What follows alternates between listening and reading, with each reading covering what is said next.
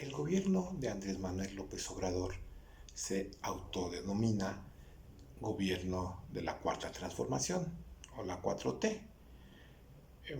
¿Por qué la Cuarta Transformación? Bueno, pues la primera transformación es la independencia, la segunda es la reforma y la tercera es la Revolución Mexicana, encabezada por Madero, donde se derroca a Porfirio Díaz. Bueno, la independencia de México, toda la gente más o menos la tiene clara. ¿En qué consistió? La, in, la revolución también, más o menos todos la tienen clara. Pero ¿qué es la reforma? ¿A qué se le llama la reforma? Bueno, pues la reforma se divide en dos partes. Una es la guerra de reforma y otra es las leyes de reforma. Y todo comienza en 1857, cuando se promulga una nueva constitución, la constitución de 1857, antecedente de la constitución de 1917. Esta constitución del 57 también se promulgó un 5 de febrero y el presidente en ese momento era Ignacio Comonfort y el presidente de la Suprema Corte de Justicia era Benito Juárez.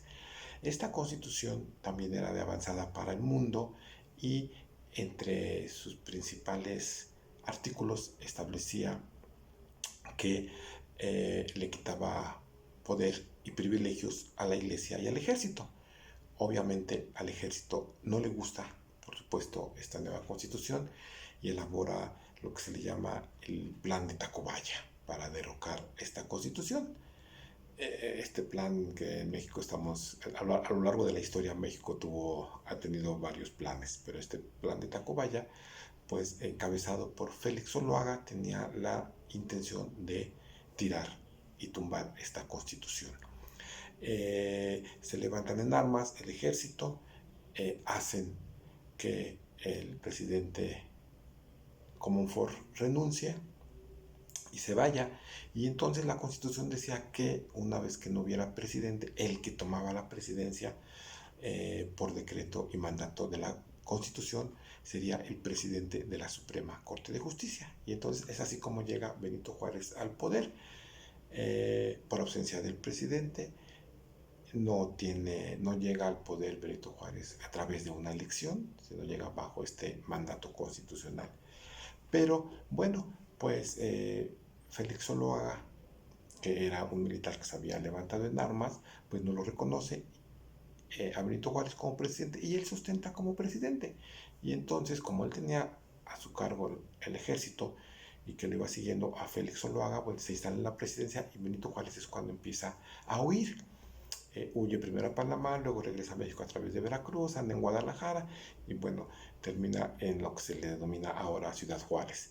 Ahí va Benito Juárez con su caravana de gente, con sus documentos de la presidencia, con la hacienda pública, huyendo del ejército de Félix Zuluaga, y en ese momento lo que se le llamó la Guerra de Reforma de 1858 a 1861, que dura 3 años. México tuvo dos gobiernos paralelos, el de Benito Juárez, el gobierno legítimo, y el de Zuluaga, Félix Zuluaga, que llegó al gobierno a través de las armas.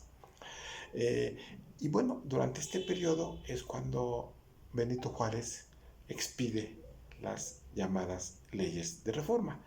Entre los principales postulados que tienen estas leyes es, primero, a la Iglesia Católica le quita todos sus bienes, todos sus terrenos, todos sus edificios, todas sus iglesias, le quita todos los bienes a la Iglesia Católica.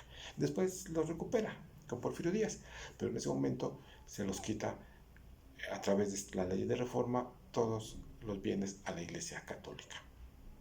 A la Iglesia Católica también le quita la concesión de los llamados camposantos y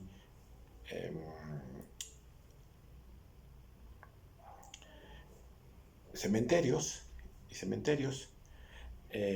ya van a estar en manos del Estado. las leyes de reforma crean el registro civil. La importancia del registro civil es que ahí pues se registran todos los nacimientos, todas las personas que van naciendo y todos los fallecimientos. Se lleva ese control de la población, pasa a manos del gobierno civil, por eso se llama registro civil, y este registro también es el responsable de hacer y de realizar los matrimonios. Y para que un matrimonio tenga validez legal, pues la gente se tiene que casar en un registro civil para que tenga validez jurídica. Se puede casar también por la iglesia, pero bueno, ahí es otro tipo de cuestiones y otro tipo de validez. Para validez oficial, pues se tiene la gente que casar a través de este registro civil que fue creado a través de las leyes de reforma.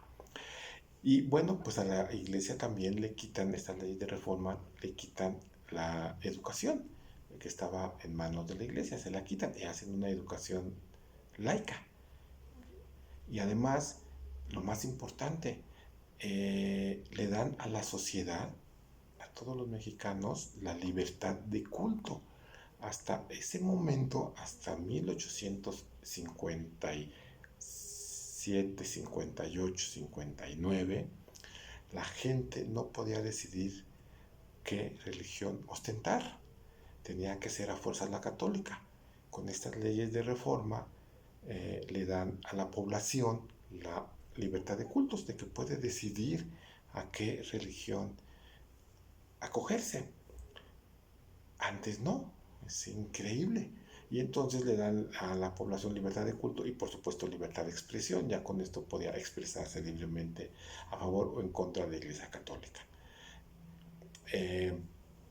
Y dentro de estas leyes de reforma, bueno, pues le quita también el poder al ejército. México había estado básicamente gobernado por militares. Juárez es el primero que dice, bueno, pues los militares a los cuarteles y el gobierno a la sociedad civil. Tiene que ser manejado por un civil, como era Juárez. Y bueno, pues esta guerra de reforma termina en 1861. Juárez apoyado por Estados Unidos y los liberales, llamados liberales, y los conservadores, llamados así porque querían conservar sus privilegios, el ejército y la iglesia básicamente eran apoyados por España. Y bueno, dentro de esta guerra pues la pierden los conservadores, la gana los liberales, la gana Juárez. En 1861 ya regresa a la Ciudad de México a asumir el poder de la presidencia. Esta reforma, estas leyes pues son de avanzada, por supuesto, está lo que se denomina la reforma con base en estas leyes. Y bueno, pues Juárez asume el poder completo a partir de 1861. Después, bueno, pues viene la revolución, la guerra de intervención francesa, viene Maximiliano, etcétera. Juárez logra derrotar al ejército francés, manda a fusilar a Maximiliano y bueno, Juárez muere siendo presidente en 1872. Fue presidente Juárez desde 1958 hasta 1972. Y cosa curiosa, cuando muere Juárez, Porfirio Díaz lo acusa de que manipuló las elecciones, las últimas elecciones en las que es reelegido Juárez, y lo acusa de dictador. Porfirio Díaz acusa a Benito Juárez de dictador. Cosas curiosas de la historia.